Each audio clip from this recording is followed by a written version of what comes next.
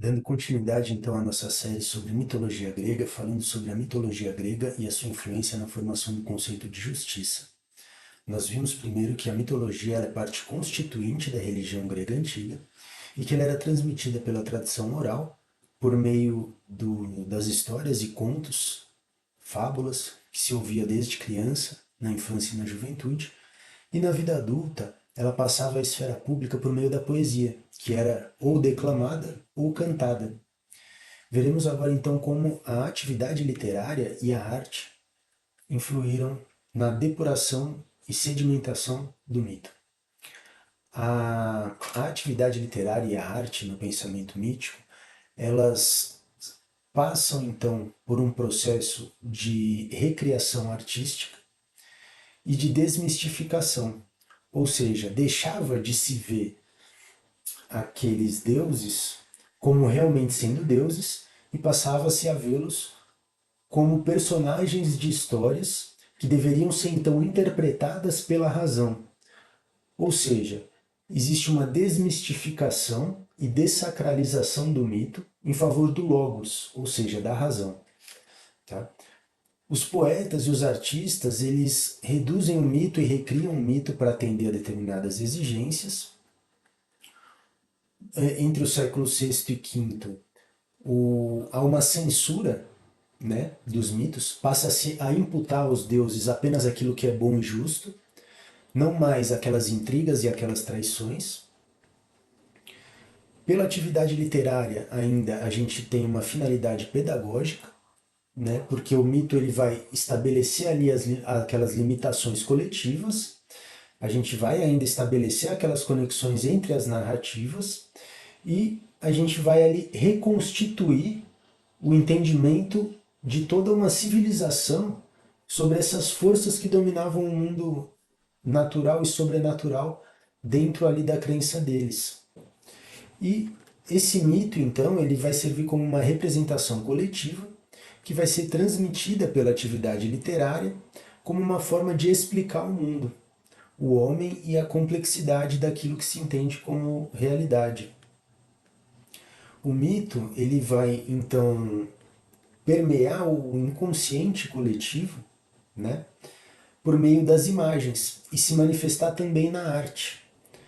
Essas imagens, então, que são formadas pelos mitos, elas pressupõem uma camada psíquica coletiva, ou seja, um padrão de uma crença, tá, que se manifestava por meio de símbolos devido à impossibilidade de se expressar de forma conceitual ou verbal sobre aquilo.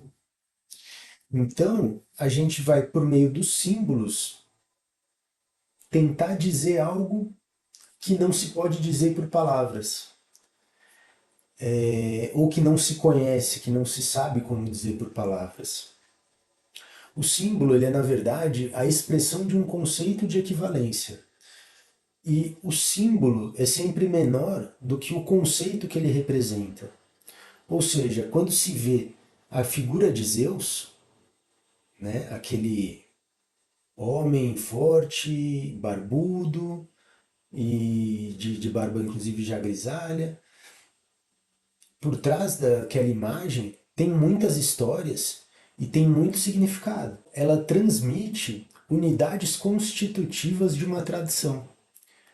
Ela é ao mesmo tempo estável e imutável, assim como é a própria história, exatamente porque ela acompanha a história se transformando ao longo dela. As formas de representação que nós temos, elas foram também se apurando.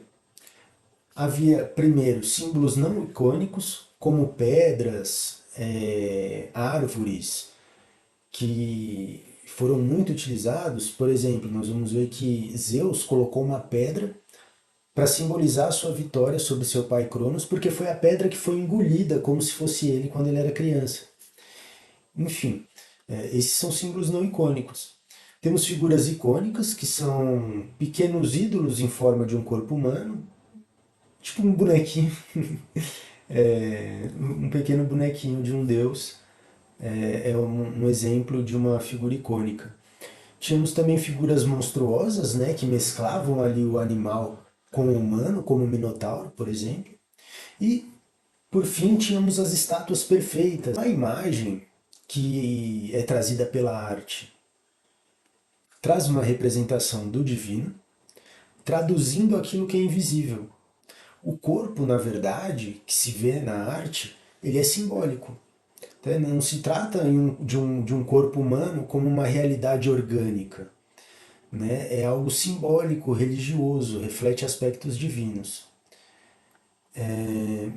Cada forma de representação implica um modo particular em que a divindade vai se manifestar ali aos humanos, aquela civilização, naquele tempo, e a forma pela qual vai exercer o seu poder natural. Tá? Então, nós temos toda uma complexidade aqui de organização em que o deus grego, na verdade, ele é o conjunto de relações que ele tem com outras divindades. Ele é a forma com a qual ele interage com seus semelhantes, ali com seus outros deuses e com os outros personagens da história. Né? Então, trata-se de uma estrutura teológica múltipla, diversa, em que a interpretação varia conforme a perspectiva adotada. Tá bom? A bibliografia utilizada ela fica sempre aqui na descrição do vídeo. Aqui eu usei 2 livros do Jean-Pierre Vernant, que é Mito e Pensamento entre os Gregos e Mito e Religião na Grécia Antiga. E usei também o do Junito de Souza Brandão, Mitologia Grega, volume 1. A gente segue então falando sobre Hesíodo e a Teogonia, a sua obra que marcou a recensão e catalogação da mitologia.